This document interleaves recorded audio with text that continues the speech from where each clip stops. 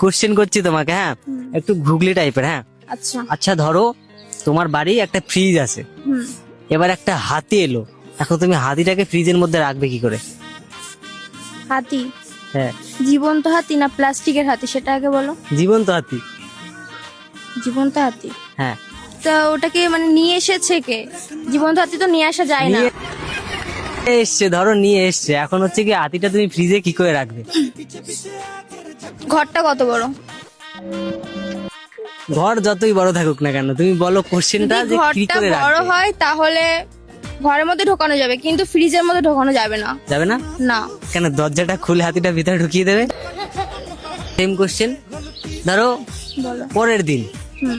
আবার একটা জিরাফকে নিয়ে আসা হলো, ঠিক আছে, এবার ওই জিরাফটাকে ফ্রিজে কি করে ঢোকাবে? ঢোকানো যাবে না। মনে করো ঢোকানো যাবে, কি করে ঢোকাবে? ফ্রিজটাকে বাইরে এনে মানে বড় একটা ফ্রিজ আনতে হবে, সেটা সে বাইরে আনা এনে হলো, কিন্তু ওটা ঢোকাবে কি করে? ঢোকাবো কি করে? হ্যাঁ